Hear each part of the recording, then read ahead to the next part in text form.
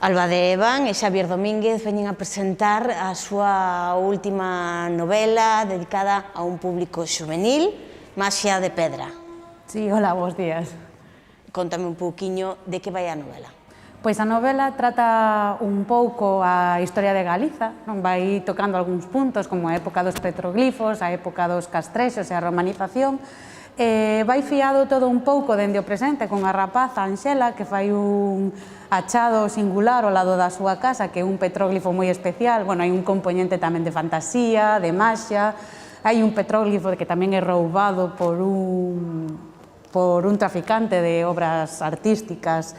Entón, a través de eso, vamos facendo unha historia de aventuras, conectando un pouco tamén co pasado, facendo flashbacks cara ao pasado, para ir presentando tamén esa historia de Galicia. Hai unha clara intención docente no libro, non? Pois un pouco sí, a verdade, tanto Xavier como a min somos os dous profesores, non? Xavier é de primaria, eu son de historia, de secundaria, ademais, e ademais compartimos os dous o gusto pola historia, e gustasnos moito por facer visitas nas zonas máis rechamantes de Galicia, como poden ser os petróglifos de Campo Lameiro ou San Cibrán de Las. Entón, a partir desas visitas, dese coñecemento que nos temos, pois surdiu un pouco a idea de Maxia de Pedra e intentar compartir ese coñecemento que, tristemente, pois moitas veces non é moi coñecido dentro da nosa comunidade. A historia de Galicia, sendo tan rica como é un pouco descoñecida. Sería unha maneira pois de achegar aos rapaces. E é un xeito tamén de que poidan acceder a coñecementos que ao mellor non están incluídos dentro do currículo escolar, non? Ou non na profundidade na que deberían estar. Claro, o problema do currículo escolar é que é tan amplio. Eu falo, por exemplo, de historia, que dou eu un primeiro da ESO, e que sí que hai un pouco de historia de Galicia, pero que é un currículum tan amplio que moitas veces, inda que queiras, non che dá tempo a profundizar todo o que che gustaría. Entón, isto sí que sería un xeito de que eses alumnos, eses rapaces, teñan interese e queiran eles profundizar pola súa propia conta nese coñecemento. Non é o primeiro libro. Con este faise xa unha dúcia. Sí, temos varios antes, que son álbums infantiles ilustrados, coa editorial Linteo, Naturizo, un par máis con Antela Editorial, coa editorial Meu Rei, pero este é o primeiro que xa é adicado a un público juvenil, xa é a primeira novela.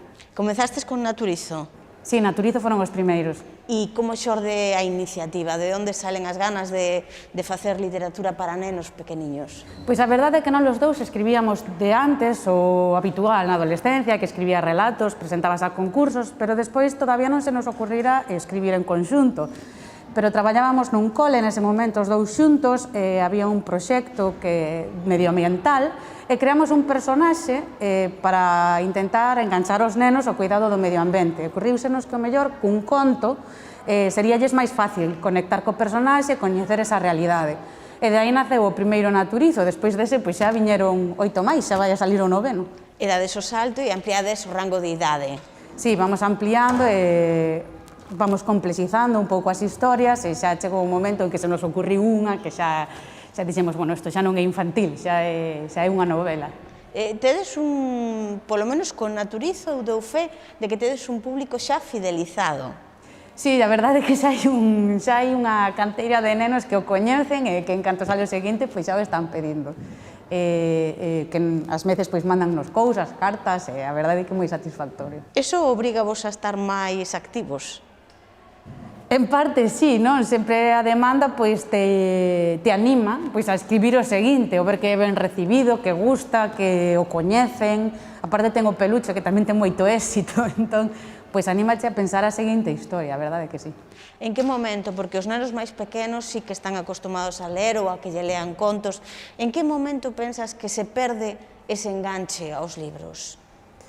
Pois eu penso que moitas veces, según van crecendo, deixano de ver como ese prazer para ser unha obligación, non? Aparecenlle moitas outras cousas na súa vida. Claro, eu entendo, eu que os vexo na clase, que xa en edades adolescentes teñen tantas cousas que pensar, tantas hormonas no seu corpo, que ás veces pois todo se lle fai moito, co aumento de deberes, poden o chegar a ver como unha carga. É unha pena, verdade? Porque eu creo que ben enfocado, pois é unha fonte de disfrute para toda a vida. Aínda que se perdan lectores, si é certo que a literatura e a ilustración galega está pasando por un momento moi bo. Hai moitos autores, salen moitas publicacións. Eu penso que para ser unha comunidade tan pequena, porque somos 2,5 millóns de habitantes, é alucinante a cantidade de escritores, de ilustradores que hai, ademais de moita calidade, de proxección internacional, porque para ser unha comunidade tan pequeniña, pois é moi chamativo. Penso que cada día máis no exterior se lle dá valor á literatura e á ilustración galega. Neste libro, as letras van acompañadas tamén dunha ilustración. Sí, a ilustración é de Eli García, que é unha ilustradora bastante noviña e que a verdade é que fixo un traballo maravilloso. Nos dende que nos ensinou pois os primeiros bocetos ata este resultado final, pois, bueno, é que nos encanta, como pensamos que se complementa perfectamente. Pensades ir ampliando a complexidade da historia, ir avanzando no rango de idade? A historia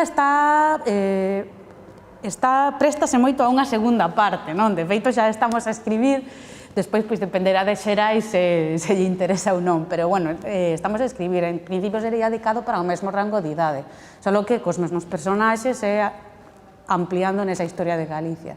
Que vos resultou máis difícil? Porque cada público ten a súa propia linguaxe e hai que adaptarse a ela. E tamén é certo que teñen as súas exixencias. É un público moi exixente, tens que manter a súa atención constante, senón enseguida pechan o libro e acabouse. Que foi de todo o proceso creativo o que máis vos custou? Pois de álbum ilustrado ou de literatura juvenil? De literatura. De literatura juvenil. Pois o mellor o que máis nos impuxo ao principio foi a extensión, porque claro, un álbum ilustrado infantil é moito máis curtiño e ademais para escribir entre dous pois era máis sinxelo a coordinación. Con esta coordinación ao principio costounos un pouco atoparlle o punto medio entre o que eu quero por, o que Xavi quere por, hai que ceder sempre, cando faz un traballo en conxunto hai que ceder e atopar ese punto de que as ideas de ambos queden reflectidos e que non perda personalidade e que a súa vez teña unha unidade, non? Porque é unha obra única, que teña unha unidade e se vexa unha coherencia. Penso que iso mellor foi o que máis nos costou nun principio, pero unha vez collemos a mecánica, pois xa... E como vos coordenades? Porque escribir entre dous, como ben dís, ten que ser complexo. Pois un dos dous ten unha idea, pómola en común, e o primeiro que facemos é redactar un pequeno argumento, que sería como unha sinopse do libro, 4 ou 5 liñas, sobre o que queremos que pase, con inicio, nudo e desenlace, coas ideas básicas. E despois intentándolo esquematizar en capítulos, que pasarían cada un dos capítulos, algo que está un pouco aberto, pero polo menos para ter unha orientación os dous. Entón, un dos dous empeza o capítulo e o outro o remata. Leo do anterior, revisa, reunifica e remata o capítulo. Vamos traballando solapándonos un sobre outro. Alba, moitísimas grazas por presentarnos esta nova proposta e encantada de coñecer a nai de Naturizo. Pois a vos por atendernos aquí. Moitas gracias.